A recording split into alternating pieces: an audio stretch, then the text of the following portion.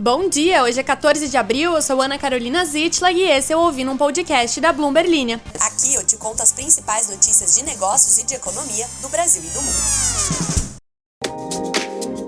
Bom dia! Muitas coisas. Primeiro que é sexta-feira, ontem o podzinho teve quase 11 minutos e vamos ser sinceros, a essa altura do campeonato a gente quer mais dicas de bar ou de filme na Netflix do que notícia econômica. No entanto, eu ainda assim vou provê-los de conhecimento. Afinal, as notícias de hoje são tudo o que eu mais gosto no mundo.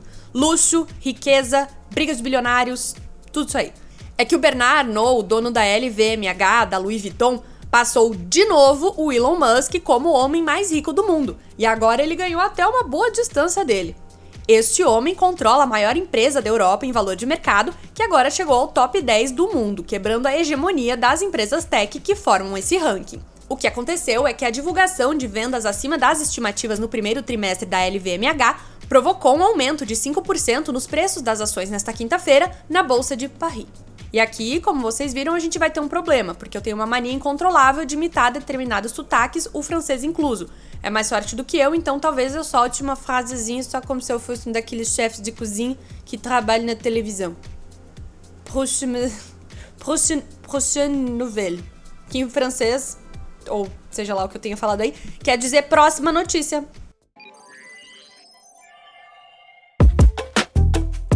Segundo o chefe de estratégias de ações europeias da AXA Investment Managers, o Gilles Guibaud, a chegada da LVMH ao topo das 10 maiores empresas do mundo ilustra a ascensão de pessoas ricas e de uma sociedade polarizada. Para uma multidão cada vez maior de investidores, a LVMH e as suas rivais de luxo francesas são para o mercado de ações europeu o que as Big Techs têm sido para os Estados Unidos, empresas dominantes cujo crescimento se mantém mesmo quando a economia se aquece ou enfraquece. O top 10 das empresas mais valiosas do mundo é uma lista dominada por representantes do setor tech. As outras intrusas são a petrolífera Saudi Aramco e a holding Berkshire Hathaway, de Warren Buffett, que tem como principal investimento justamente uma tech, a Apple. A LVMH é um colosso de marcas, ou houses, como nos ensinou Lady Gaga em House of Gucci. A Gucci não é da LVMH, mas a Tiffany, a Tag Heuer, a Dom Perignon, a Christian Dior, a Givenchy, a Fendi e a Loewe, entre outras, são dela. E agora eu não faço ideia se eu falei Givenchy certo. Vai ficar assim mesmo. Bom, essa empresa é a cara da riqueza, né? Isso além das bolsas Louis Vuitton, da Moët Chandon e da Hennessy, cujas iniciais formam o nome do grupo. LV de Louis Vuitton, o M de Moët e o H de Hennessy. E quem é que é o catalisador para os ganhos de luxo deste ano, como em muitos anos recentes? A China. Saindo dos bloqueios mais rígidos para combater a Covid, os consumidores chineses estão esbanjando em bolsas e joias de luxo. E isso é um perfeito gancho para a nossa próxima notícia. Já que nesta sexta-feira, teremos a reunião do presidente Luiz Inácio Lula da Silva com a sua contraparte chinesa Xi Jinping. A viagem de Lula a Xangai e Pequim ocorre enquanto Xi embarca em uma rodada de diplomacia nas semanas que sucedem a sua visita a Moscou, onde ele fortaleceu os laços políticos com o presidente russo Vladimir Putin, ao mesmo tempo em que promoveu em Pequim um apelo por um cessar-fogo na Ucrânia. O líder chinês recebeu na semana passada o presidente francês Emmanuel Macron e a presidente da Comissão Europeia, Ursula von der Leyen, para discutir o esforço.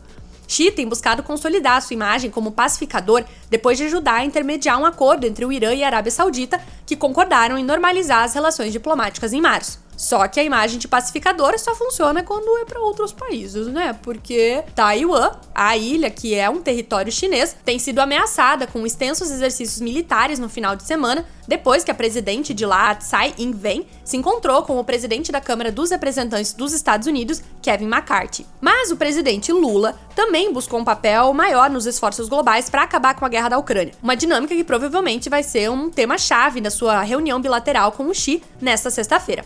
Lula apoia a maior parte do plano da China para acabar com o conflito, incluindo o cessar-fogo. Quem disse isso foi o ministro das Relações Exteriores, Mauro Vieira, a um pequeno grupo de repórteres em Brasília antes da viagem. Ainda assim, o presidente brasileiro tem reservas sobre a proposta da China de permitir que a Rússia mantenha o controle dos territórios ucranianos ocupados, embora permaneça cético em relação ao líder ucraniano Vladimir Zelensky. E de volta a ela, porque tudo termina com ela, Americanas. Após obter uma trégua de 30 dias na batalha judicial travada com alguns bancos credores, Americanas enfrenta a ofensiva em outra frente, a dos shopping centers, que cobram aluguéis atrasados e pressionam pela desocupação das lojas a fim de evitar perdas com o calote e a vacância. O grupo varejista, em recuperação judicial desde 19 de janeiro, sofreu uma ordem de despejo em Vitória, capital do Espírito Santo, e foi obrigada a fechar uma loja de 2.600 metros quadrados na terça-feira, que funcionava no local havia 3 décadas. Tem que pagar aluguel, gente. Desde o início da crise da recuperação judicial, já foram fechadas mais de 20 unidades. A companhia deve cerca de 11 milhões de reais a shoppings espalhados por diversas regiões do Brasil. São cerca de 90 credores de shopping centers. Ao todo, a companhia, que tem como principais acionistas o trio de bilionários Jorge Paulo Lemann, Marcel Telles e Carlos Alberto Sicupira, declarou à justiça uma dívida de cerca de 42 bilhões de reais para quase 10 mil credores. Os maiores são os bancos. Americanas deve 26 bilhões a 12 instituições financeiras.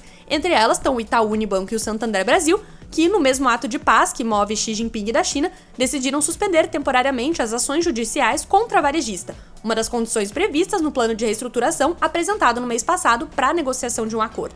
No mesmo dia em que anunciava essa trégua com os bancos, a Americanas desocupava o imóvel no Shopping Vitória, um dos maiores da capital capixaba, por decisão judicial. Essa loja era âncora desse shopping.